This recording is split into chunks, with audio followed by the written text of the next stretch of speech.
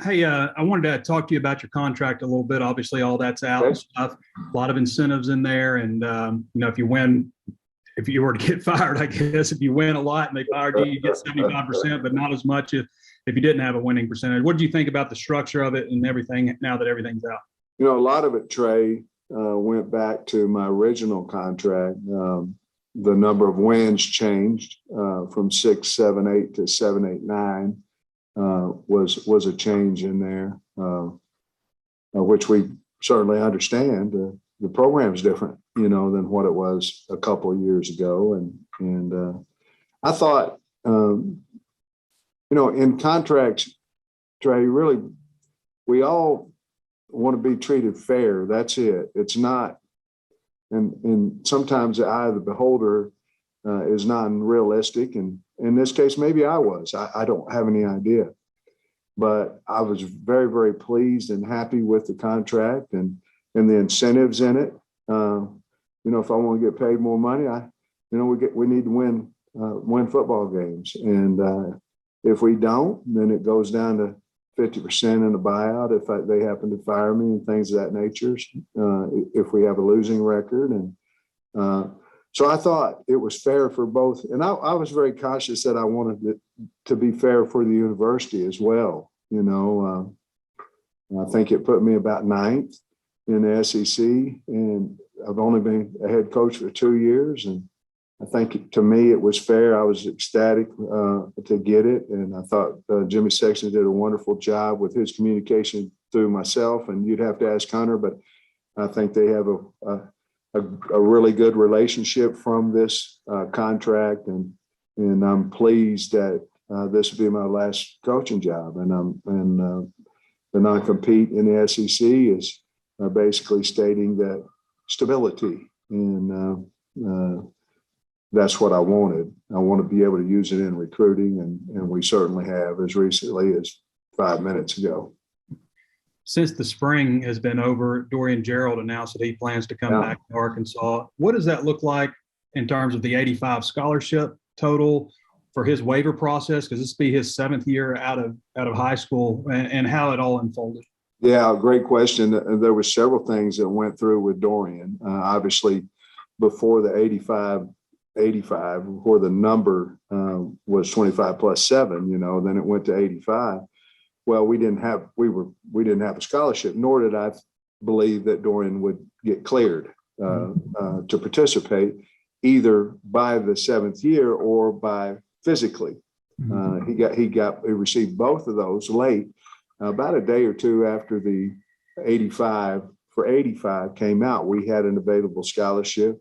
I called him and asked him if he'd like to come back because I believe he can help the football team when healthy. He's shown that when healthy, and so we offered him a scholarship, and he accepted, and he's the first 2 days in here he's working his tail off, and the kids, more importantly than anything, the kids were really excited to see him come back. So you are at 85 right now. We're at 84. 84. Okay. Yeah, we're at 84. Andrew? Yeah, Coach, I know as you enter the summer months, your staff is kind of limited in terms of what you can do with the team hands-on. Who are some of the players that you're expecting to kind of lead the charge from that perspective and step up for you? Well, offensively, I think the offensive line has a really good veteran group where they can kind of control those 5, with Ricky and Dalton and really Brady and Bo and those guys. And I'm high on Tyke East. But at the same time, KJ has to be, he has to be that leader. I think Rocket Sanders is a guy that can be a leader for us. I do want to say Dominique Johnson really looks good. I mean, really looks good. He's ahead of schedule. And then in your wide receiver group, I think we're still searching, trying to find who's going to be that leader in that group. But I think we have a lot of good candidates, in that group. And then D-line wise, obviously Isaiah Nichols would be the guy that they turn to. Linebackers would be, of course, Bump. And then in the back end, you have several, but in the back end, you'd have Simeon, Cat, obviously, and those are the older guys, along with Clark and those guys. So I think we have plenty of leadership on the team. I think we're a hungry team. And I think that we are working extremely hard, even though it's just been a couple of days. Also wanted to ask you about the recruiting front. Seems like things are kind of picking up there. How good do you and your staff feel about things kind of heading into the month of June? Well, we feel good. Obviously, we have a few guys committed now, and we have 33 official visits between starting of this week and through the end of June. You have to hit. We're recruiting the same guys everybody else is. But the relationships that I have with the kids and that our coaching staff has with the guys we're recruiting, I think it's going really well. And we're going to have a lot of really good players on campus. And whether you land them or not, I don't know. But certainly the ones we have on campus, we want. Christina. Hi, Coach. I have another contract question. Speaking of the non-compete agreement, that's pretty unique among SEC coaches. So how did that come to be? And then how are you factoring that into your recruiting pitch? Well, non-compete, basically how it came is I shot my mouth off on Scott Van Pelt and ESPN. And then, I was told you shot your mouth off, so, you might as well sign it in there. Then once I got to thinking about it, I thought, you know what, this could help us in recruiting because, again, we're one of eight programs of 130 that have the two coordinators and the head coach coming back for year 3. So, portal's been around a long time for football coaches. And so I thought we could sell some stability and that's why I wanted it in the contract. And I told the people of Arkansas that this would be my last job. And I wanted a piece of paper to confirm what my mouth said. And then as far as, sorry, Yes. What'd you say? I'm sorry, you asked something else too. I don't know if I answered your entire question. You did, yes. But I also was wondering, you mentioned, Dominique Johnson and what's the status of him and some of the other guys that missed a lot of the spring ball, like Dalton Wagner, guys like that? Yeah. Everybody we believe is going to be ready to go throughout the summer. Now, there might be some limitations, but we believe by August the 4th, the reporting date. As of right now, I'm not talking about, you can have injuries in the summertime as well, but as of right now, we feel like we'll have the full team. The only question mark there might be Torian Carter. It may take him a little bit longer to get ready, but we don't know at this point. But that would be probably the only question mark that would be there. Good to see you. Scotty. Yes, Sam, just going back to the contract again, what is the feeling of having it done? Like, is it kind of a weight off your shoulders? Is it invigorating? I don't want to put any words in your mouth, but how would you detail it? Yeah, in all honesty, even though you're not trying to think about it, and as it continues to go longer and longer, Scotty, it wears on you some, and you don't want it to, because you're getting paid, you have a job to do. But when we signed it, it was a relief and an honor, to be honest with you. It was an honor that the school thought enough of me to give me a longer contract and obviously financial benefit of that and things of that nature. But yeah, it was probably a relief, but it was also very humbling and an honor that I can, as long as we keep winning and things, I can be the head coach at Arkansas for several years. And that was the goal of it. Since we last spoke to you, you made some roster additions with Matt Landers, Terry Hampton, Taylor Lewis. What do you, if you can speak on them, just what do you like about them and how do you see them? Well, we, 2 days, but I like the kids. They seem to fit in. Our team's really good of welcoming. You're not worried about the portal.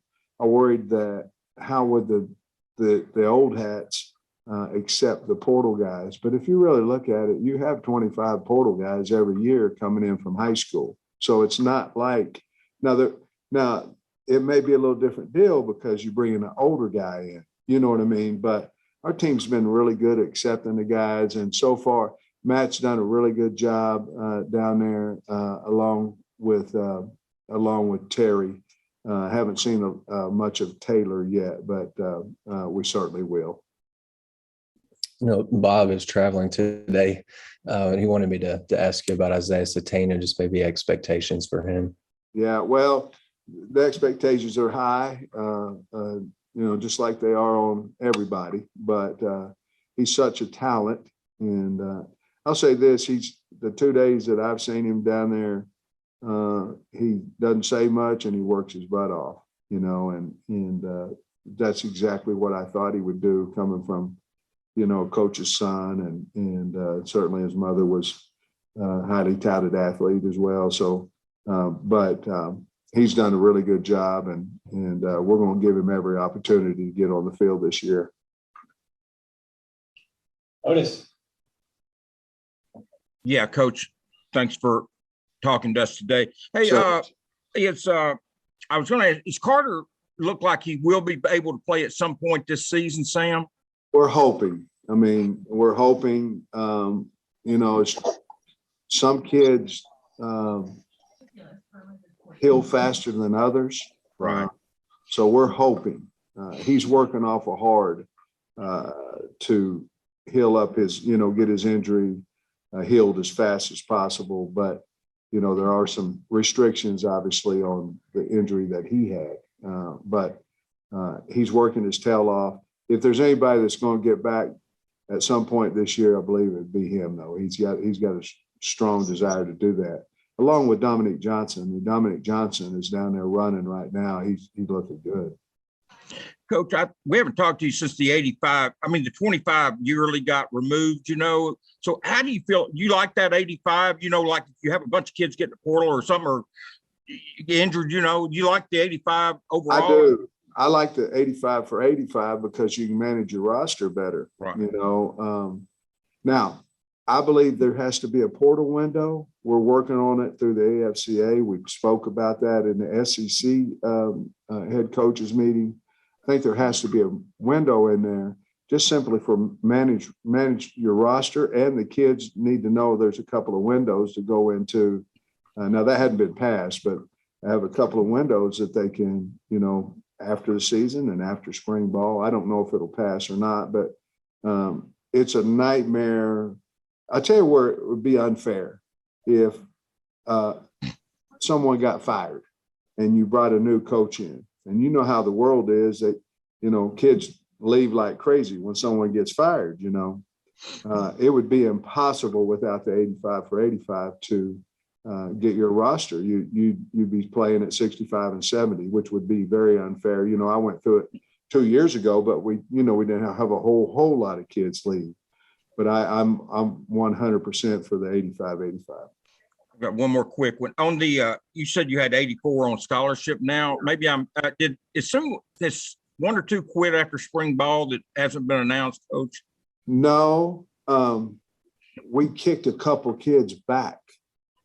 Is where, because you guys might be putting numbers together and it might look at 86. We had two we could fall back to last semester. So no, I don't. I'm looking at my board real quick. Let me say this: everybody that's left, about. How about that? And but we kicked a couple of back because our numbers with the numbers would dictate that we could. Coach, appreciate your time, man. Thank you. Rashad. Hey, Coach, Hunter told me last week that you actually signed the contract down there and got finished down there. What was that celebration like in the place you guys went? Man, it's unbelievable. I mean, I'm so fortunate, I really am, and so honored. I am. But we were at a get together Tuesday, I believe.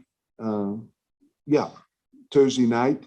And Hunter had the contract, and we went up to his room and signed it. And then the university took all kinds of, the faculty rep and the administration and Muss and Coach Neighbors, and of course Van Horn he was working, and we all went to dinner. But it was a wonderful night for not only myself but for Jamie as well, and it was really cool that we got to celebrate that night together, and just a privilege and honor to be the head coach at Arkansas, and that's how I felt. After being in those meetings, what have you learned about the SEC that you might not have known about before? That's a good question. We can sit in that meeting and be grown men, and all 14 head coaches are for the kids. They're all about what's best for the sport. First about the kids and what's best for the sport. We had really good dialogue. There's a lot of brilliant guys in that room. I was fortunate enough to sit next to Coach Saban and Coach Harsin. They put us in alphabetical order, and a lot of good things coming out of that meeting from everybody. I was a little, I'm on the board of the AFCA, and so some of the questions, they would ask me, what's the AFCA, what are they thinking about, because that's everybody, all divisions, high school, everybody. And so I felt, a little important in the room. I don't know if I was or not, but I tried to just sit there and not say a whole lot, but, I got asked a few questions. I tried to listen and learn, but to answer your question, I think there's a lot of really fine football coaches in the SEC that care about the kids and care about the sport. And that's what I learned the most about. Thanks. Ray Biddy, wrap us up. Yeah, Coach, I was curious about I don't know what you call it, the 8-week conditioning cycle. What do you cycle? What do you call it? 8-week summer conditioning. Okay.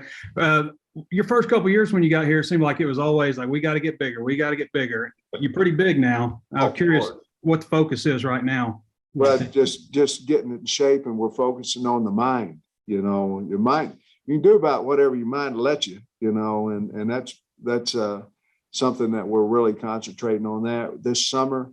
We're working on our ball skills. I think a lot of us were letting the weight room do their thing, which they're outstanding.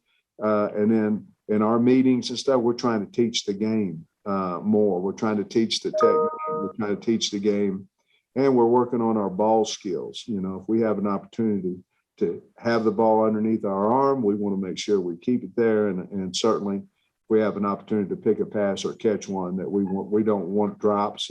So a 5-minute period of today actually is going to be about ball skills. We're trying to teach the young guys. We think we have some talented kids that still came in, and we certainly have to get a look at those guys. And we can see them a little bit more this summer with the new rule tray. Instead of walking out of there and they have to do things on their own, we've got 23 minutes a day with them. Every other or Tuesday, Thursday, 2 hours a week total. And it's summer camp time. Yeah. How important are camps, and how has that changed? So, it seems like you used to fill up a roster with guys that came to your camp, but it seems like it's changed a lot over the years. It really has. First of all, you're coming off of spring where you just saw the guys. Certainly hope you saw the right ones, and then you come in. I do believe the calendar is a little bit longer. Now it seems to be. I don't know if that's just because I'm a head coach or what, but you can have a guy on campus on an official visit forever. Right now, not the length of 48 hours, but we had them in May, had them in June. Used to you couldn't have a guy in May. So camp wise, I think we all are identifying younger. 23s, 24s, 25s, 26s. And I think that's really what camp is about right now. Is they're all about recruiting. And I think now it's about identifying the guys in the 24, 25, 26 class, where in the past it was is he good enough for us now, type deal. Well, we've already seen him. So we pretty much have a pretty good idea with it. Obviously with the internet and everything else, you can see him a lot more. You get every tape on every game. You still want to work them out, but the kids don't, there's not a whole lot of working out. If I've got 20 offers, it's hard to get the young man to work out nowadays, so that's changed. But I think the answer to your question is just a lot younger. You're trying to find younger guys than used to.